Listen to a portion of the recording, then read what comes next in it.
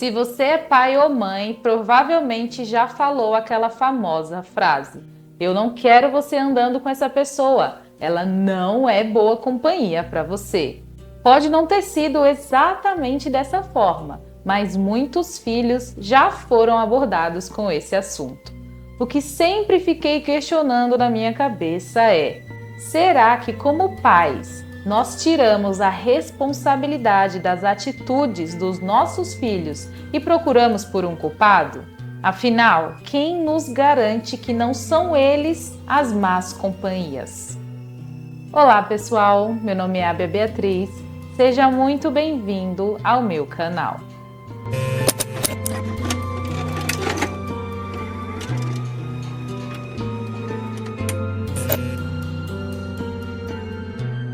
Antes de começar o caso de hoje, eu já vou pedir para você que ainda não é inscrito aqui no meu canal, não esquecer de se inscrever e clicar no sininho para ficar por dentro dos próximos vídeos que sair por aqui. E quem é inscrito, dá uma conferida se a notificação está ativada, porque já tem muitos relatos por aqui que o YouTube anda tirando essas notificações aí aleatoriamente de pessoas que não interagem muito com o conteúdo. Também deixe o seu like nesse vídeo já agora aqui, ó, no começo, enquanto eu tô falando com você, porque isso ajuda demais o crescimento do meu canal e o YouTube entende que você tá gostando do meu conteúdo de certa forma. Sem mais enrolar, vamos lá para o caso de hoje. Lohara Tavares Rosário tinha 19 anos na época dos fatos. Ela morava em uma cidade chamada São Francisco de Macorís, na República Dominicana. Era uma jovem muito feliz que sorria para tudo. Seus amigos contam que ela gostava muito de dançar, que era amorosa e também alegre. Ela estava cursando já o ensino superior e fazia arquitetura em uma universidade católica. A Lohara também era voluntária em uma casa de repouso para idosos e era também professora de inglês, se destacando como uma menina muito madura e responsável. Os pais dela eram separados e por isso ela ficava indo de uma casa para outra, sempre procurando ser uma filha presente na vida dos dois, mas oficialmente ela morava com a mãe dela. O pai dela, chamado Virgílio Tavares, é engenheiro e arquiteto. Ele já era casado com outra mulher e os dois moravam juntos, e essa madrasta também era engenheira. A Lohara estava muito feliz com a faculdade, sonhando muito com a profissão.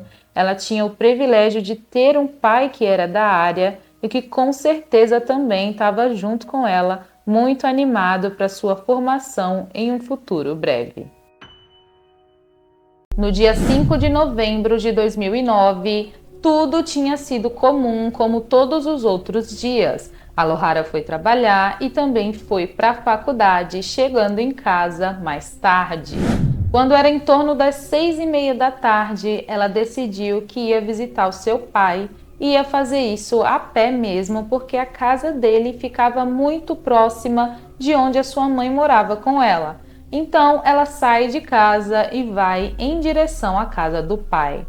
Porém, o tempo passa e a Lohara não chega no pai dela e muito menos retorna para casa, o que já deixou seus familiares bastante preocupados, porque aquilo não fazia parte do perfil dela, sumir e não avisar ninguém.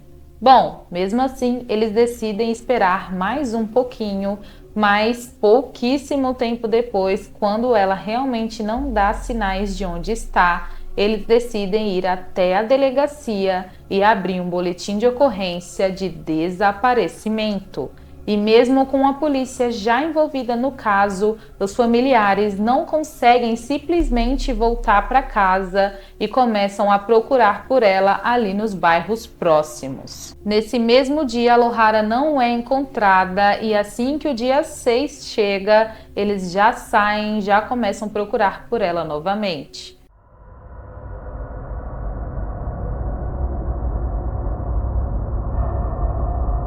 Dois homens em uma comunidade chamada Las Sierras estavam andando pela calçada em uma avenida e percebem um tecido parecido com uma lona numa parte da calçada, e como eles estão indo em direção ao tecido, conforme eles vão se aproximando, eles percebem que tem algumas manchas de tinta e também de cimento, e isso desperta uma certa curiosidade neles, porque o tecido estava em uma parte que tinha alguns matos assim, sabe?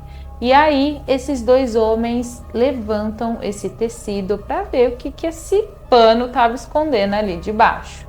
E aí, gente, eles se deparam com uma cena horrível, porque tinha uma mulher que aparentemente estava sem vida e a situação era horrenda no nível que eles não conseguiam nem saber se conheciam aquela pessoa ou não. É lógico que a polícia foi chamada imediatamente e eles já chegaram no local isolando tudo para que, se tivesse alguma prova ali, os curiosos não acabassem atrapalhando.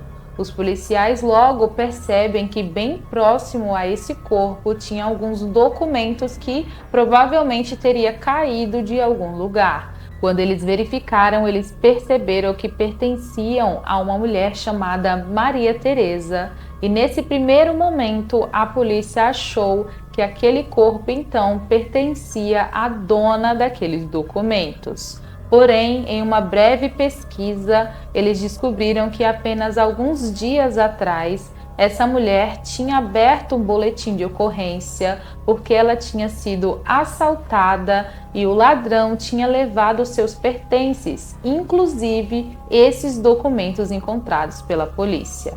Assim, já foi logo entendido que aquele corpo não pertencia àquela mulher. Também próximo ao corpo, eles encontraram um caderninho pequeno e também eles encontraram um aparelho celular. Assim que fuçaram um pouco, eles também perceberam que esse aparelho não pertencia à dona dos documentos encontrados. Até mesmo a polícia ficou chocada com a situação que o corpo daquela mulher estava.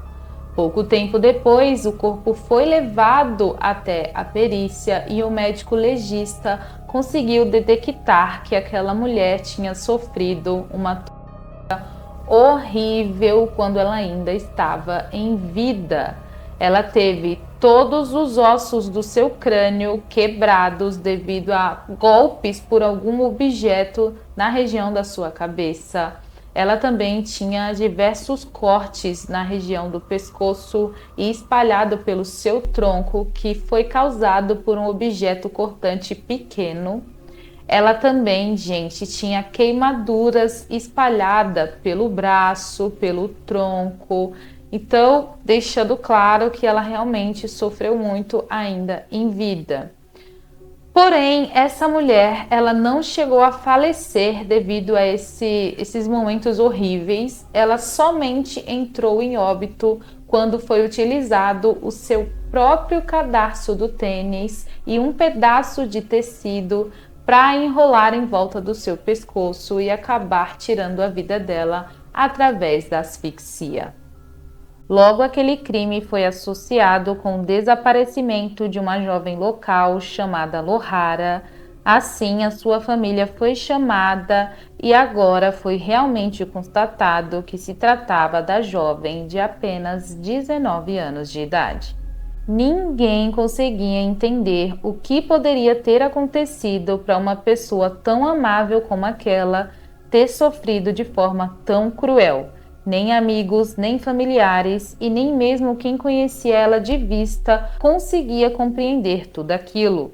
O caso ficou muito comentado na cidade e todo mundo ficou muito abalado, porque todos queriam saber da polícia o que tinha acontecido e se deviam se preocupar também com seus filhos. A polícia começou a pensar que talvez aquele caso estivesse associado ao tráfico de substâncias ilícitas, porque ali na região onde o corpo foi encontrado, isso era bem presente.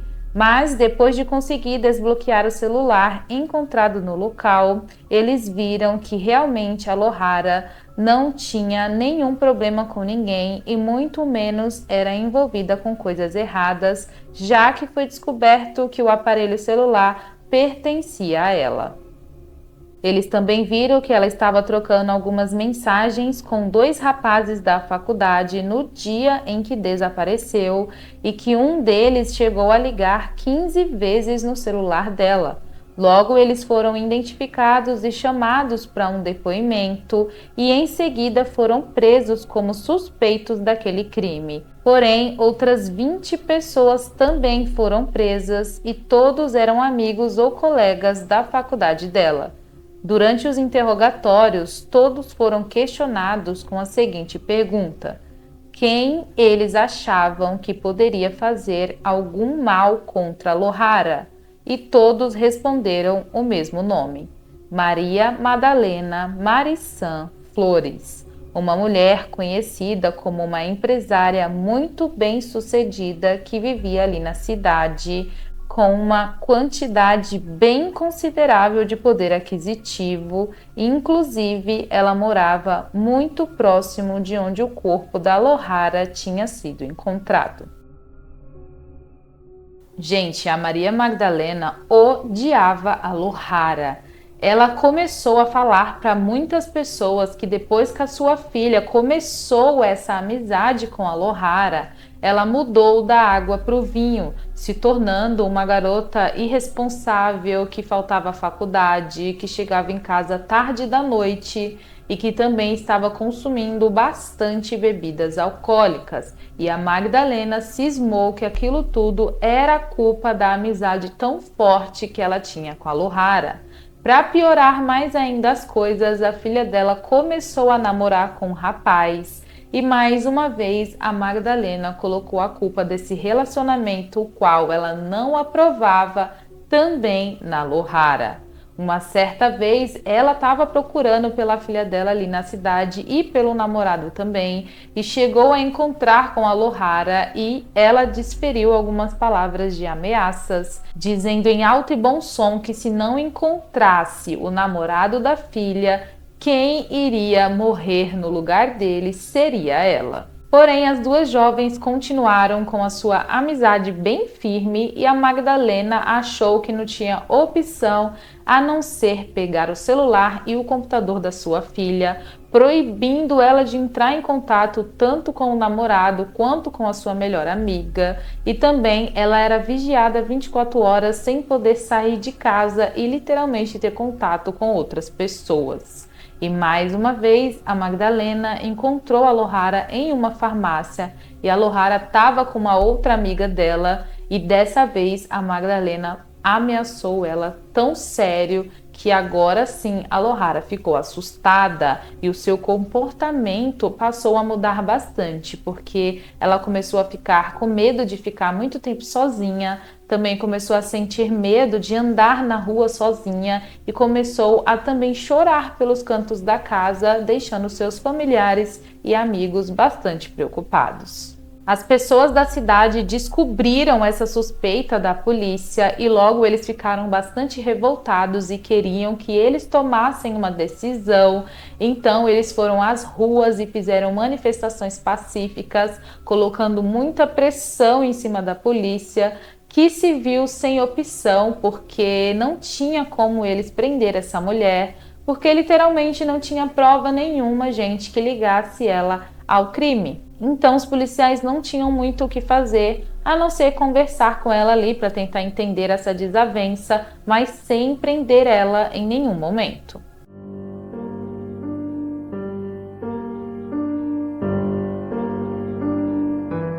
Alguns dias depois, um jovem de 17 anos de idade foi preso pela polícia e adivinhem por qual crime ele estava sendo acusado.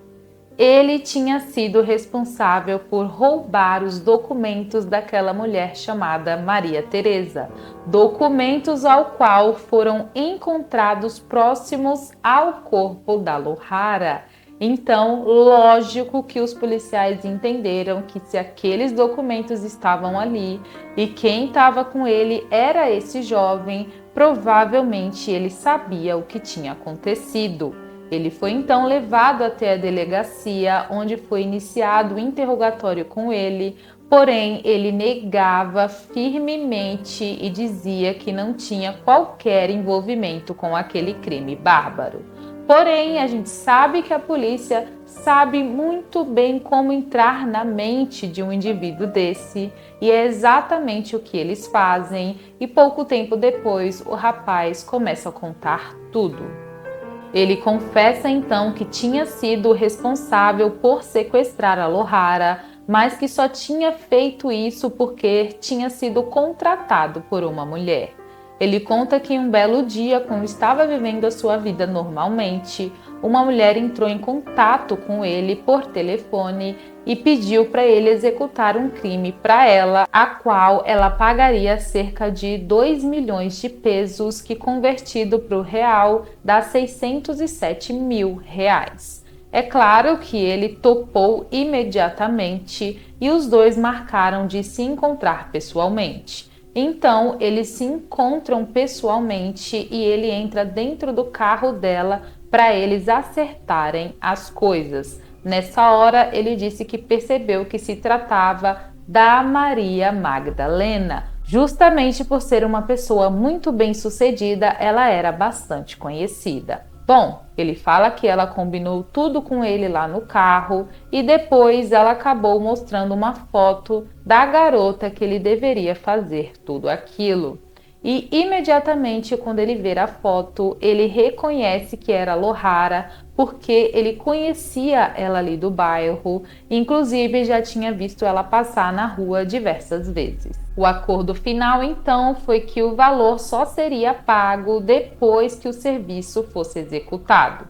Ele saiu do carro e logo em seguida contratou outro homem para fazer o serviço com ele, chamado Victor Alfonso, o qual tinha um apelido ali de Guati. Os dois dividiriam esse dinheiro entre eles e o homem também topou de primeira entrar naquela coisa absurda. O fato é que no dia 5, quando a Lohara estava indo visitar o pai dela, os dois homens estavam do lado de fora só aguardando uma oportunidade. Esse menor de idade, o qual eu não vou saber o nome porque por ser menor ele teve a sua identidade protegida, mesmo depois de alguns dias ele fazendo 18 anos, ele estava numa moto enquanto o Guati estava dentro de um carro. Assim que eles avistaram a Lohara, o Guati se aproximou dela com o carro e sacou uma arma de fogo, exigindo que ela entrasse dentro do veículo. Por medo, ela acabou obedecendo ele e entrando dentro do carro. Assim, o menor acompanhava ele atrás com a moto, enquanto ele ia com a jovem no carro na frente, em direção ao local onde eles executariam o crime. Porém, esse jovem conta que a moto dele acabou tendo algum problema ali no caminho e ele teve que parar para consertar, o que demorou cerca de 20 minutos. E quando ele chegou no local onde a Lohara deveria estar, o seu comparsa já tinha dado início ao crime e já estava batendo na Lohara. Por fim, ele disse que o Guati foi até o carro e pegou uma pequena tesoura, que agora a polícia conseguiu, descobrir esse objeto que tinha sido usado para cometer alguns golpes ali no corpo dela. E aí ele faz tudo isso e acontece tudo aquilo que eu já contei aqui para vocês. Por fim, o rapaz também diz que ela foi muito resistente, então ela não faleceu, e foi por isso então que eles decidiram asfixiá-la. Agora sim, a polícia tinha algo que ligava a Magdalena ao crime e assim ela foi levada até a delegacia e presa. Porém, a todo momento ela dizia que era uma mulher inocente e que aquilo não passava de uma conspiração para prejudicar ela de alguma forma, mas quando questionada do porquê alguém faria uma conspiração tão grande assim contra ela, ela não sabia explicar. A polícia não duvidava da versão que esse jovem deu para eles, porque ele sabia de coisas muito precisas, como por exemplo o modelo do carro da Magdalena. Então, depois de toda essa investigação, os três foram presos. O jovem de 17 anos, o Guati, que foi contratado por ele, e também a mandante do crime, Maria Magdalena, como prisão preventiva para que nenhum conseguisse escapar das autoridades até que as coisas ficassem mais claras. Para surpresa de muitos, a filha da Magdalena, melhor amiga de Lohara, afirmou que sua mãe não tinha nada contra sua amiga, que só pedia mesmo que as duas não saíssem juntas e que acabassem com aquela amizade. Eu particularmente achei essa fala nada a ver, porque assim, né? Se ela não tinha nada contra a Lohara, por que ela não queria aquela amizade de jeito nenhum? Então isso não fazia nenhum sentido. A família e as pessoas próximas à vítima deram diversas entrevistas na televisão, mostrando a sua indignação com esse caso horrível. E sempre eles pediam por justiça. Manifestações continuavam acontecendo e eles ficavam em cima da justiça, provando que não esqueceriam desse caso. O que eles tinham muito medo é que, pelo fato da Magdalena ter muito dinheiro, ela conseguisse não ficar presa de alguma forma. Ela também, gente, conhecia pessoas bem poderosas e isso poderia também facilitar facilmente a sua liberdade. Tudo isso ficou bem escrachado na cara das pessoas quando, depois de ficar 9 meses presa, uma fiança de 3 milhões de pesos, o que equivale a 913 mil reais, foi estipulada para ela, que pagou tranquilamente e foi viver em liberdade condicional até o dia do seu julgamento. Ela só não podia sair do país e também tinha que comparecer toda semana à justiça. A preocupação das famílias e população em geral ficaram maiores ainda depois disso tudo, principalmente quando uma prova crucial simplesmente foi dada como desaparecida, que era aquele tecido a qual o corpo da Lohara tinha sido enrolado para ser descartado na rua.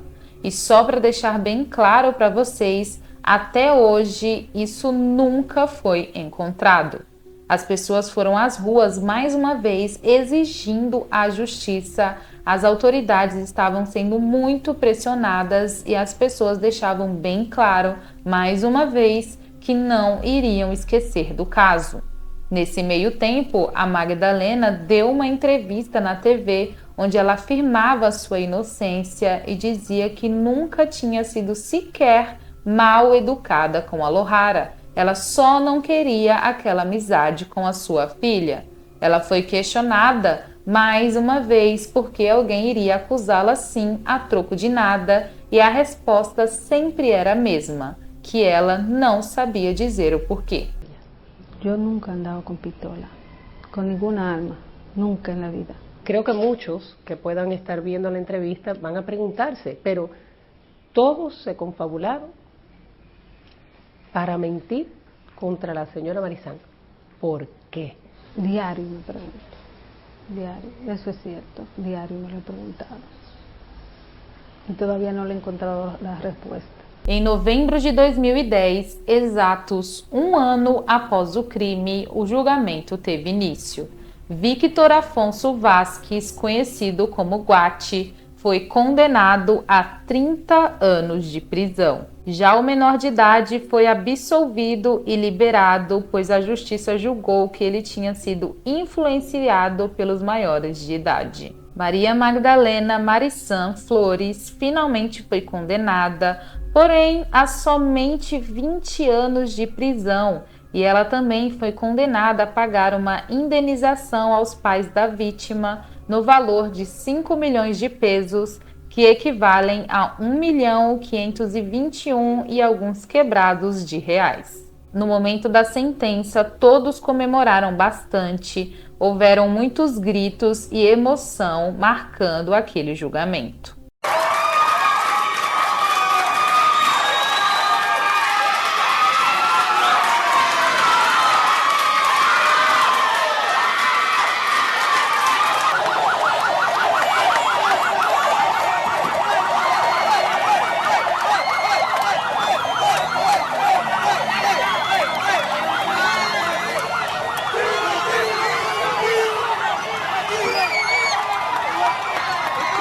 No dia 29 de outubro de 2012, o Guati tentou fugir da prisão onde ele estava preso, porém os policiais agiram e acabaram efetuando alguns disparos contra ele. Ele foi atingido e levado até o hospital, porém não resistiu aos ferimentos e acabou entrando em óbito. Nesse mesmo ano, através dos seus advogados, a Magdalena fez uma apelação da sua pena, mas o Tribunal de Justiça não aceitou e ela continuou presa. Em janeiro de 2023, ela tentou conseguir a liberdade condicional e as pessoas mais uma vez foram até as ruas, chegando até a porta do Tribunal de Justiça para protestar. Então, no mês de março, as autoridades decidiram negar o pedido dela e até hoje ela segue cumprindo a sua pena. Mesmo nos dias de hoje, depois de todo o julgamento e das sentenças, muitas pessoas acreditam que a Maria Magdalena participou ativamente no crime, porque eles acreditam que o tecido que envolvia o corpo da Lohara sumiu porque poderia ter alguma digital que acusasse ela ali, além também do crime ter sido muito cruel, o que não teria necessidade alguma para os dois homens que só queriam tirar a vida dela e pegar o dinheiro. Até hoje, o caso da Lohara é lembrado na República Dominicana e a população sabe que, de certa forma, a justiça foi feita porque os pais, amigos e outras pessoas que se indignaram com o caso nunca deixaram de pressionar as autoridades.